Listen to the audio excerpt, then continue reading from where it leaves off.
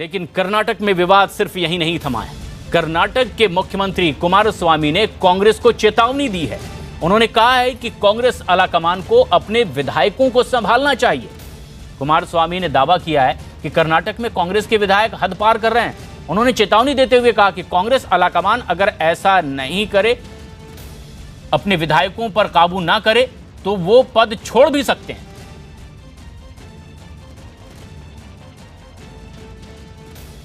Reaction has to be taken by me. You ask Congress leaders. I am not concerned person for those things. Same thing. If they want to continue, I am ready to step down. Congress leaders must think about all these things to control them. Yes, they are crossing the yes line. It only shows, his background and his culture. Beyond that, I don't want to comment anything. Sir, your MLA said that Siddaramaiah is the best CM and he is our previous CM. He is always the best CM. Who said he is not the best CM? Mr. Say naturally because he is our CLP leader. No, we are all happy. What is wrong in that? He has expressed his opinion, nothing wrong in it. He is our CLP leader. He has done well the last 5 years. Yes. He also says nobody can dispute that. लेकिन दिल्ली में महात्मा गांधी पर आयोजित एक कार्यक्रम के लिए कांग्रेस के न्योते को लेकर सियासी बवाल खड़ा हो गया है। विवाद बढ़ने के बाद कांग्रेस ने इस कार्यक्रम के लिए जेएनयू के पूर्व अध्यक्ष कन्हैया कुमार और चेला रशीद का नाम उस सूची में से हटा दिया है। कांग्रेस प्रवक्ता प्रियंका चतुर्वेदी ने फेसबुक पोस्ट पर नए निमंत्रण पोस्ट को फेसबुक पर पोस्ट किया है और बीजेपी ने इस पर आपत्ति जताई और इन दोनों को टुकड़े टुकड़े गैंग का हिस्सा करार देते हुए कांग्रेस पर निशाना साधा है। दरअसल कांग्रेस के एक कार्यक्रम में कन्हैया और चेला रशीद का नाम भी शामिल था। ऐसे में जब विपक्ष ने घेरना शुरू किया तो आखिरकार इन विवादित नेताओं का नाम इस निमंत्रण पत्र से हटा दिया गया और कांग्रेस की प्रवक्ता प्रियंका चतुर्वेदी ने बाकायदा फेसबुक पोस्ट के जरिए इसकी जानकारी भी दी। लेकिन अब कांग्रेस बीजेपी के निशाने पर है। दो तस्वीरें आप देख रहे हैं। एक तस्वीर जिसमें निमंत्रण पत्र पर कन्हैया और चेला रशीद का नाम है और बाद में आपत्ति के बाद, विरोध के बाद मामला सियासी रंग लेने लगा तो नाम हटा दिया गया। चंदन जजवाड़े हमारे सहयोगी इस वक्त फोन लाइन पर मौजूद हैं। चंदन, ये निमंत्रण पत्र अब बदल चुका है, क्या दलील कांग्रेस की ओर से दी जा रही है? देखिए, फिलहाल कांग्रेस की तरफ से आधिकारिक तौर पर बयान हमारे पास आया नहीं है। मैं फिलहाल जो है चिन्मया मिशन में ही हूँ जहाँ पर ये प्रोग्राम होना है। हम इंतजार कर रहे हैं कि आखिर किसके दबाव में, क्या कांग्रेस हाईकमान की तरफ से दबाव था या जिस तरह से राजनीतिक विरोध हुआ उसकी वजह से कांग्रेस के अल्पसंख्यक विंग ने जो है अपने इस कार्यक्रम में चेला रशीद और कन्हैया कुमार को बुलाने का अपना जो प्लान था वो उसे कैंसिल किया और कन्हैया कुमार का प्रोग्राम अब यहाँ पर नहीं होगा, वो यहाँ पर मंच जो है साझा नहीं करेंगे।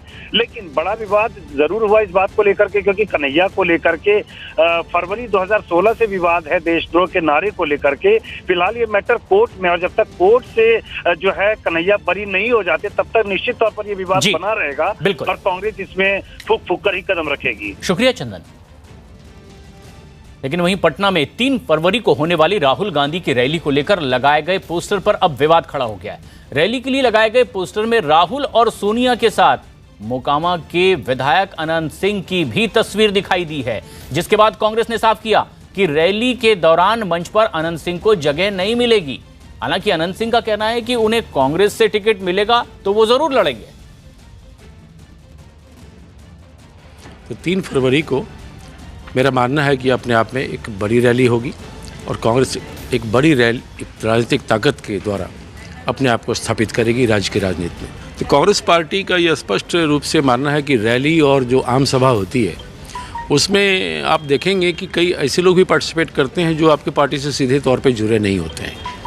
मैं आधिकारिक तौर पे सिर्फ अब ये कह सकता हूँ कि अनंत सिंह हमारे पार्टी में शामिल नहीं हुए हैं, लेकिन उन्होंने अपने कुछ समर्थकों को कहा है, वो जुलूस वगैरह निकाल रहे हैं और अपील कर रहे हैं, तो वो उनका अधिकार क्षेत्र में है। वो उनको लगता होगा कि राहुल गांधी जी की रैली अच्छी होनी चाहिए, तो बहुत सारे लोग लगे हैं जो अपना कंट्रीब्यूशन कर रहे हैं, लेकिन कांग्रेस पार्टी में की सदस्यता उन्होंने अभी नहीं ली है।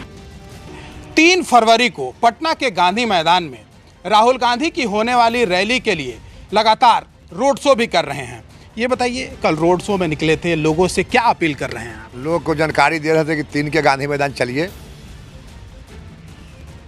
उसमें राहुल गांधी आ रहे हैं, क्या आपको न्योता दिया गया है वहां आने के लिए? नहीं, न्योता हमको नहीं दिया गया है। तो फिर कैसे आप जा रहे हैं? का है, हम कुल जनता काम कर रहा, कांग्रेस ले भीड़ जुटा रहा, हम जुटा रहे हैं। तो आप चुनाव लड़ने की भी तैयारी में है, किस पार्टी से चुनाव लड़ेंगे आप? टिकट मिलेगा तो कांग्रेस से लड़ेंगे। क्या किसी से बात हुई है? नहीं, किसी से बात नहीं हुआ है। तो फिर कैसे आप कह रहे हैं कि कांग्रेस से चुनाव लड़ेंगे? अपना इच्छा हमारा है कि कांग्रेस टिकट देंगे तो हम लड़ेंगे, नहीं भी देंगे टिकट तब भी हम रैली जोड़ी आवेंगे, हम जीत के आवेंगे तब भी वह पार्टी में जाएंगे, उन्हीं को मदद करेंगे। आप तो शुरू में जेडीयू में थे लगातार, और उसके बाद ये कहा जाता है कि आप ललन सिंह के काफी करीबी भी रहे हैं, ऐसे में उनके खिलाफ ही आप चुनाव लड़ने की तैयारी में हैं? तो इतना रहे हैं कि तब 40 को केस हुआ है फ्लैट में बैठल में, इतना करीबी रहे हैं। जेल 2 साल रहे, इतना करीबी थे। कौन गुनाहगार हम कहाँ किए थे? 2 साल जेल हो गए तो हम निकल के निर्दलीय हो गए। हमको जनता वोट देता है, उनका टिकट वोट नहीं देता है। लेकिन आप तो काफी उनके करीबी रहे हैं। तो करीबी रहे तो कैसे हट गए? हमारा हटला 5 साल हो गया। हम चुनाव निर्दलीय लड़े हैं, पार्टी से भी निकल के हम नहीं हट गए हैं। हम पार्टी से पहले रिजाइन देकर चुनाव लड़े हैं। लेकिन उधर हिमाचल प्रदेश के ऊना में एक रैली में बीजेपी अध्यक्ष अमित शाह ने राहुल गांधी और प्रियंका गांधी के ऊपर जोरदार हमला बोला है। उन्होंने कांग्रेस को एक परिवार की पार्टी करार देते हुए कहा कि कांग्रेस के लिए OROP का मतलब ओनली राहुल, ओनली प्रियंका है। अमित शाह ने यह दावा भी किया कि कांग्रेस ने 55 साल के शासन में गरीबी दूर करने की कोई कोशिश नहीं की।